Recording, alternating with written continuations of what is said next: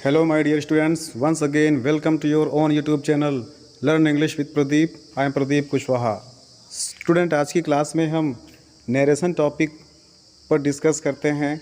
Narration क्या होता है, नरेशन कितने प्रकार का होता है, कैसे हम डायरेक्ट नरेशन को इनडायरेक्ट नरेशन में चेंज करते हैं, इसके कौन कौन से नियम हैं विथ एग्जांपल, इसको आज हम लोग समझेंगे। इसलिए गाइस वीडियो के अंत तक बने रहिएगा, जिससे आज एक टॉपिक आपका क्लियर होने वाला है। तो शुरुआत करते हैं। नरेशन क्या होता है? नरेशन मीन्स कथन, अर्थात जो भी हम आपस में बात करते हैं वो नरेशन कहलाता है।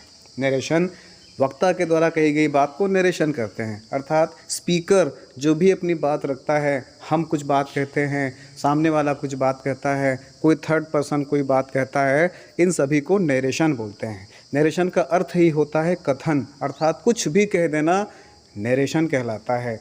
नरेशन गाइस दो प्रकार का होता है, याद रखिएगा। नरेशन दो प्रकार का होता है, डायरेक्ट नरेशन और इनडायरेक्ट नरेशन। याद रखिएगा, डायरेक्ट नरेशन और इनडायरेक्ट नरेशन। डायरेक्ट नरेशन को प्रत्यक्ष कथन बोलते हैं। क्या बोलते हैं? डायरेक्ट नरेशन को प्रत्यक्ष कथन बोलते हैं और इनडायरेक्ट नरेशन को अप्रत्यक्ष कथन बोलते हैं। ठीक है ना गाइस? तो नरेशन क्या होता है? वक्ता के द्वारा कही गई बात नरेशन कहलाती है। वक्ता अपनी बात को दो प्रकार से कहता है। किस प्रकार से? या तो अपनी बात को डायरेक्ट नरेशन के माध्यम से कहता है या इनडायरेक्ट नरेशन के माध्यम से कहता है। तो समझते हैं narration. There are two types of narration, direct narration और इनडायरेक्ट नरेशन। तो जानते हैं डायरेक्ट नरेशन क्या होता है।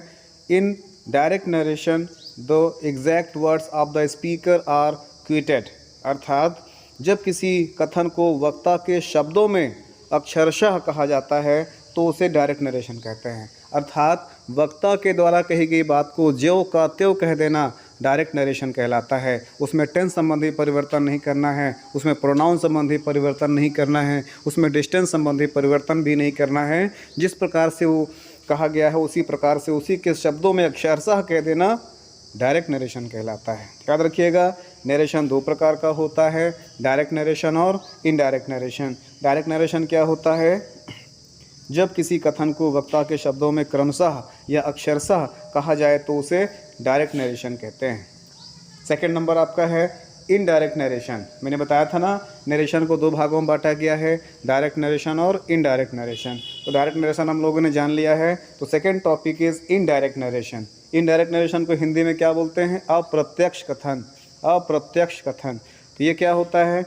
In indirect narration the sense of the words used by the first speaker is reported. Hindi में कहें तो जब वक्ता के कथन को श्रोता अपने शब्दों में कहे तो उसे इनडायरेक्ट नरेशन कहते हैं। अर्थात वक्ता के द्वारा या स्पीकर के द्वारा कही गई बात को अपने शब्दों में बदल करके कहना इनडायरेक्ट नरेशन कहलाता है। एग्जाम्पल से इसको समझते हैं।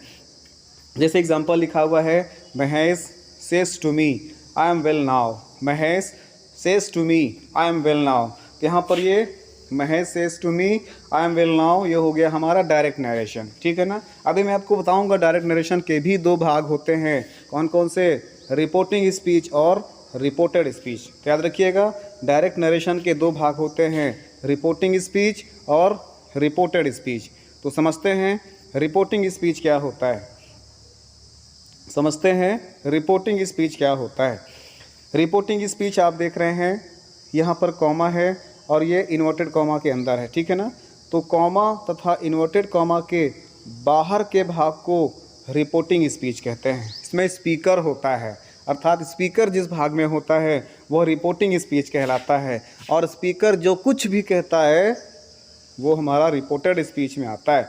ठीक है ना? रिपोर्टिंग स्पीच और रिपोर्टेड स्पीच डायरेक्ट नरेशन को दो भागों में बांटा गया है। इसको शॉर्टकट में आप समझ सकते हैं कि जो भाग कॉमा और इन्वर्टेड कॉमा के बाहर होता है उसको रिपोर्टिंग स्पीच कहते हैं, और जो भाग कॉमा और इन्वर्टेड कॉमा के अंदर होता है उसको रिपोर्टेड स्पीच बोलते हैं।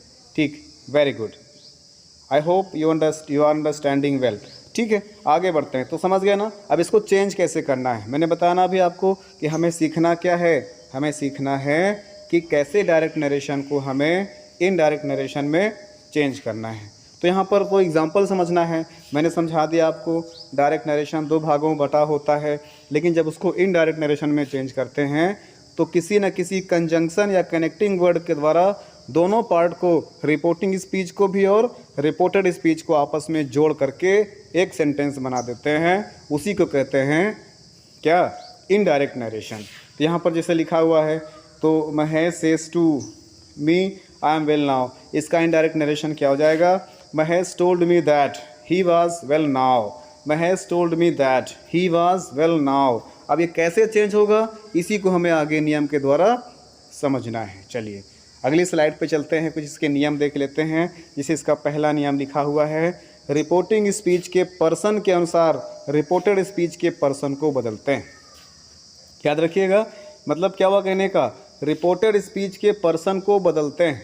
क्या, रिपोर्टेड स्पीच के पर्सन को बदलते हैं, किसके अनुसार, रिपोर्टिंग स्पीच के पर्सन के अनुसार। अर्थात रिपोर्टिंग स्पीच के पर्सन को नहीं बदलते हैं, जबकि रिपोर्टिंग स्पीच के पर्सन की हेल्प से रिपोर्टेड स्पीच के पर्सन को बदलते हैं। रिपोर्टेड स्पीच क्या होता है, जो भाग कॉमा और इन्वर्टेड कॉमा के बाहर दिया होता है, जो भाग कॉमा और इन्वर्टेड कॉमा के अंदर दिया होता है, उसमें आए हुए पर्सन्स को बदलते हैं with the help of reporting speech person.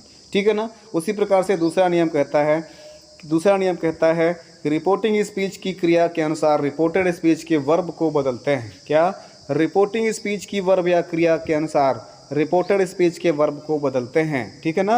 अर्थात रिपोर्टेड स्पीच, वही भाग जो कॉमा और इन्वर्टेड कॉमा के अंदर दिया होता है, उसकी वर्ब को बदलते हैं किसकी सहायता से, रिपोर्टिंग स्पीच की वर्ब की सहायता से। मैं भी आपको बताऊंगा कि कब बदलता है रिपोर्टेड स्पीच का वर्ब और कब नहीं बदलता है। थोड़ा शॉर्टकट में जान लीजिए। जब असर्टिव सेंटेंस में आपको सिखाऊंगा, अभी इसके आने वाला टॉपिक होगा, मैं उसमें आपको बताऊंगा कि कैसे रिपोर्टिंग वर्ब, आप लोग समझ रहे हैं ना, यस, रिपोर्टिंग वर्ब समझ रहे हैं ना। चलिए एक बार मैं आपको क्लियर कर देता हूँ, ध्यान समझिएगा।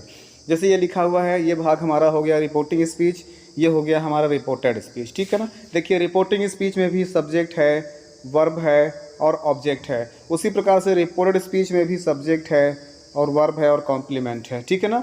तो कैसे इसको हम लोग जानेंगे, क्या है ये चीज़, जिसे इसको समझना है, नाम देना है सबका, तो कैसे जानेंगे। ये जिसे महेश लिखा हुआ है, ये क्या है, सब्जेक्ट है।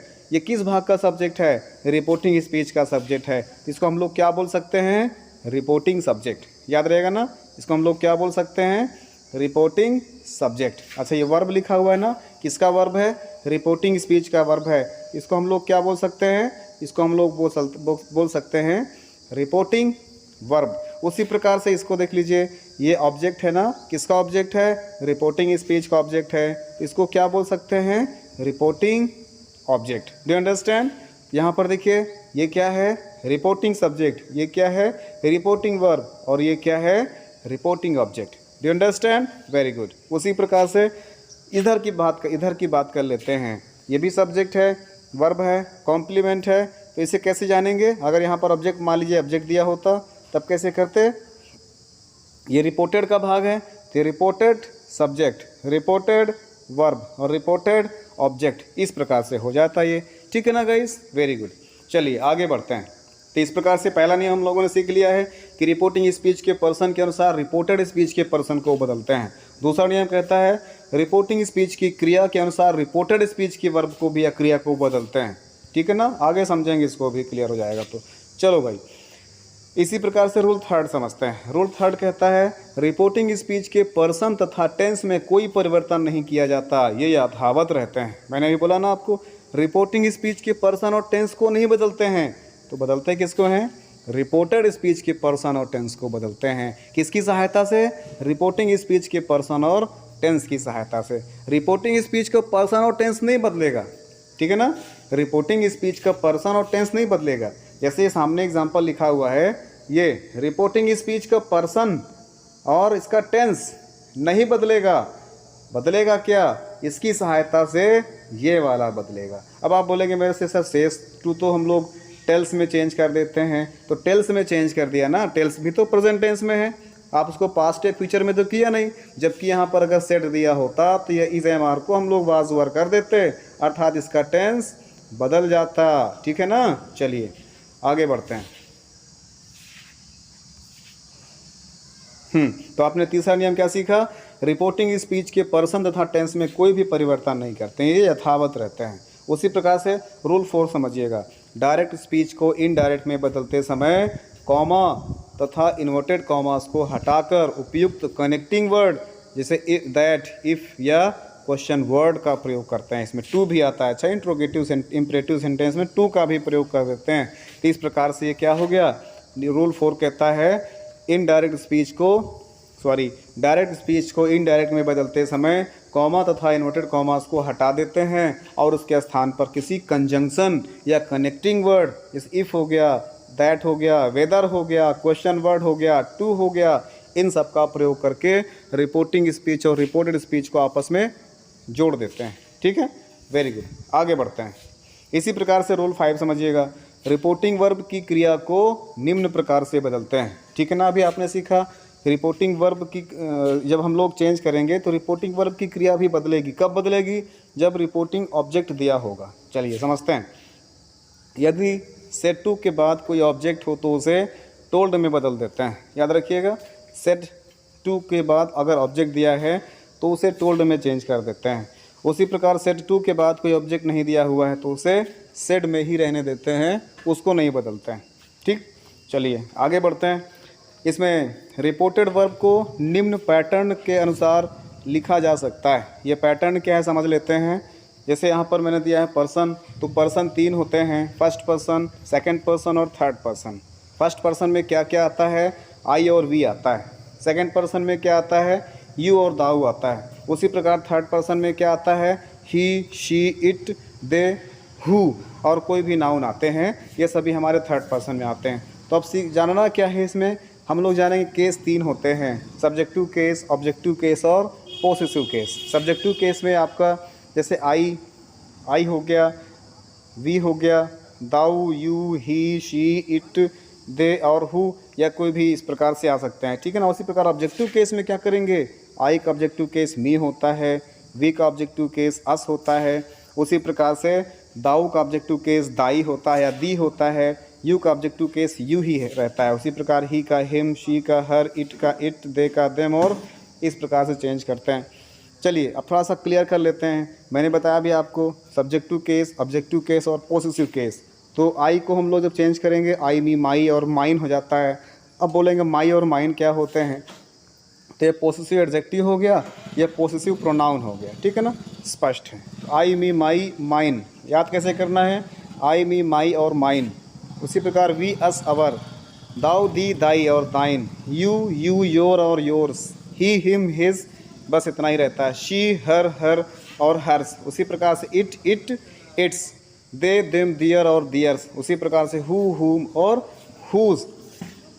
चलिए तो इसको आप लोग स्क्रीनशॉट लेकर के फेयर कॉपी में नोट डाउन करना है, इसको क्लियरली समझना है। ठीक है गाइस, तो कल के टॉपिक पर हम लोग समझेंगे कि असर्टिव सेंटेंस। गाइस 5 प्रकार के सेंटेंसेस को हम डायरेक्ट से इनडायरेक्ट नेरेशन में चेंज करते हैं। ठीक है ना, तो कल के टॉपिक पर हम लोग समझेंगे कैसे असर्टिव सेंटेंस को हम लोग डायरेक्ट से इनडायरेक्ट में बनाएंगे, इसके कौन कौन से नियम हैं, विथ एग्जाम्पल इसको समझेंगे। तब तक के लिए thanks for watching the video. जय हिंद।